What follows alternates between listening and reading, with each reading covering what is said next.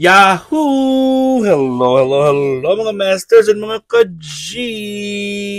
Good morning, good morning, good morning, good morning po sa inyong lahat dyan sa Pilipinas at sa buong Asian countries at kung saan man kayong lapalop ng ating daigdig, ay hayaan niyo muna kami ni G, the green girly cutie patuti iguana, na batiin po kayo ng good morning, good noon, good afternoon, good evening, at good night na po sa mga ready ng matulog. At welcome po sa ating third day ng ating topic about pressure points. All right, so this is going to be our third day, and we have a few points to discuss, and I hope you guys are learning. And of course, before we continue, I would like to ask for your thumbs up. Don't forget to like, share, comment, and subscribe. And syempre, thank you sa mga present po dito ngayon. Maraming salamat to those who are present here. Thank you so much.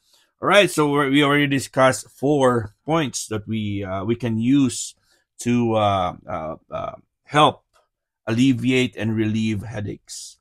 So we also discussed about what pressure points are or acupressure points are. And if you want to review, just go back to our 2 topics back. And then this is the third day. All right, so we already discussed about the Union Valley or the large intestines 4, which is around here. So you press this one with your thumb like this, and then you make, you don't have to make it painful. Just do 10-second pressure. And then after that, you release and then wait for a few seconds or for another 10 seconds. And then you can do it reverse again for 10 seconds. And then you can do that to both hands. So this is the Union Valley or the large intestines point. This one here, the wedge between the thumb and the index finger. And the second point is, of course, we have what we call um, the bamboo, the drilling bamboo, which is here.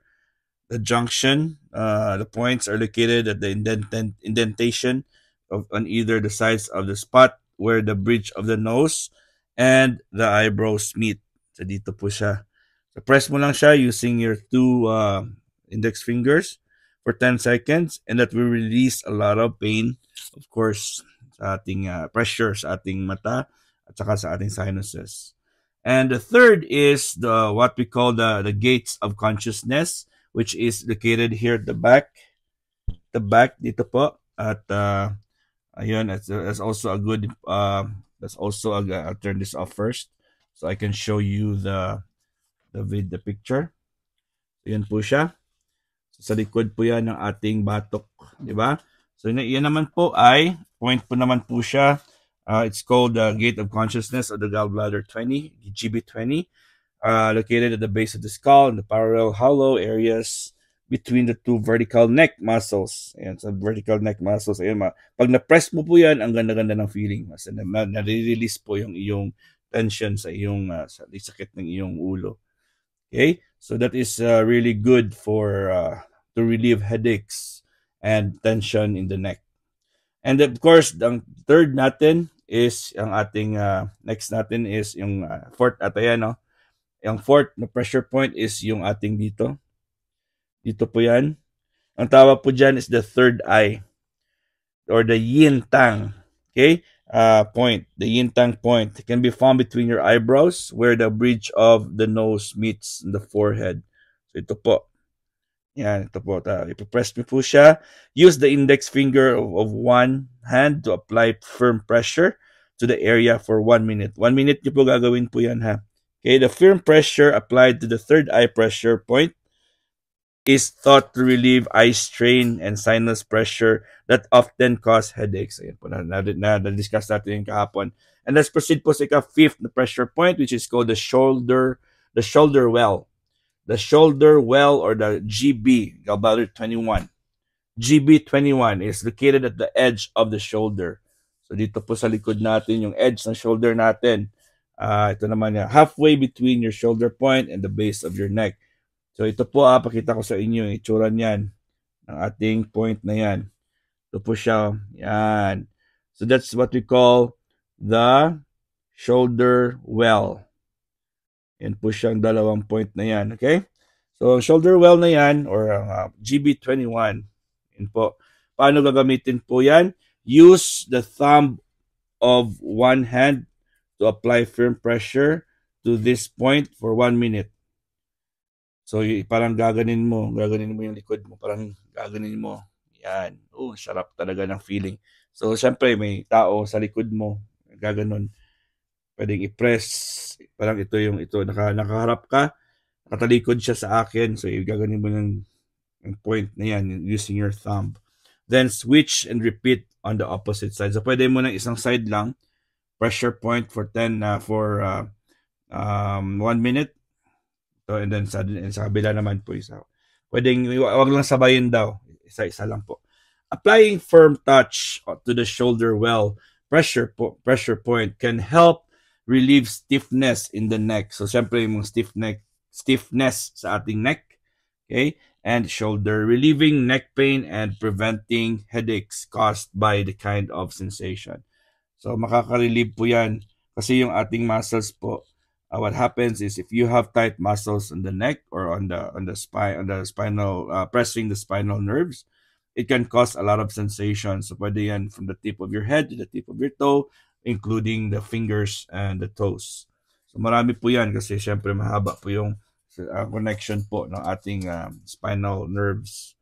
Okay? So ayun, marami pang research ang kinakailangan po dito sa ating mga pressure points. Pero ako po ay very, very, what you call that, sa aking experience together with working with my dad, ako po ay na-expose po sa maraming mga massages. And of course, nag-aral din po ako ng reflexology. So, sige, siyempre, yung reflexology is also really effective ng mga points para po sa katawan natin. Ako po ay kasalukuyang mag-research muna sa ating reflexology. At syempre, ang tawag po dito is acupressure. Yung reflexology is also like acupressure.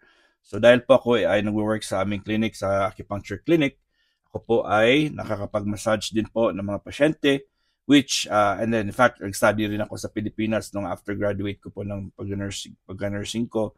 Ako po ay nag-study, I think we had it for 4 months. Kumuha ko ng certification for reflexology and Swedish massage. So, nagmamassage din po ako. So, acupressure on the feet may promote relaxation and stress relief among other benefits. Yun po yung mga benefits po ng acupressure sa paa. So, papakita ko sa inyo, meron tayong may mga points sa ating mga paa na pwede natin gamitin para po sa acupressure. Ayan po, at ito po ay maganda talaga kasi acupressure has been done for years and years and nakaka-release talaga ito ng tension. Ito po yung ating acupressure points. Ayan po siya, oh.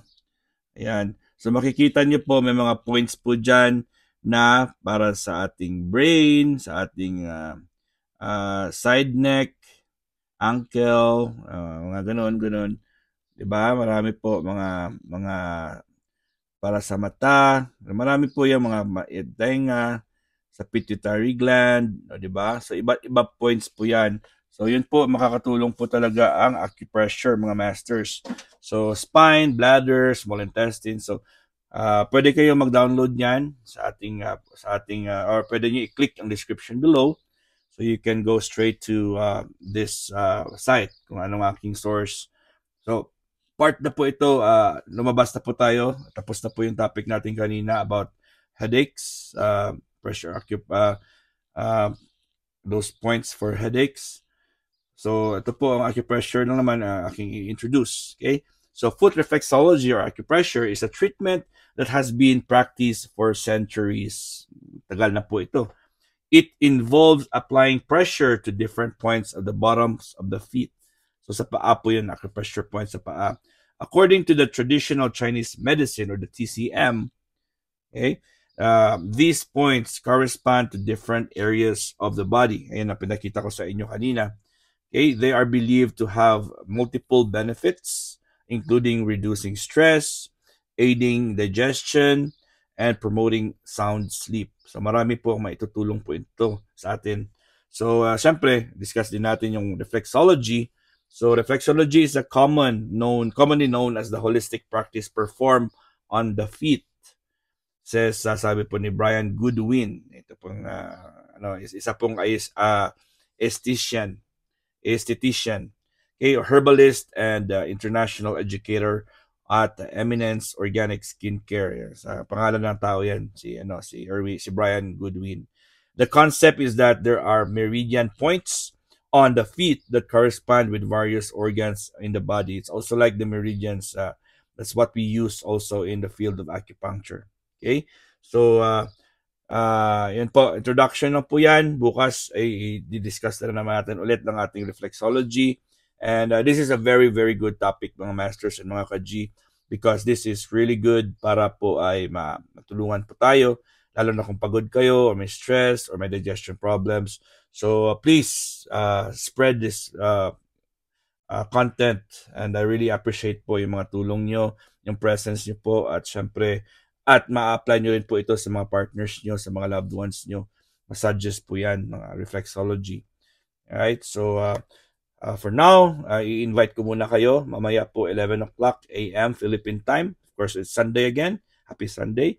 Meron naman si Master Worm na hosting sa Bahay Kulitan together with 3 other teammates from Bahay Kulitan. And then po yung ating Yams OFW Vlogs, Rowena Milares TV, and Merle Estani Vlogs. So, yan, hanggang gabi po yan. Siyempre, sa mga tulog dito sa US or sa ibang parts ng countries, ayan, kung hindi kayo makakasama sa amin, okay lang po. Basta patuloy lang po kami sa aming Premier Marathon para po yan sa mga WH natin. Again, this is your one and only Master Worm. God is great. Yahoo!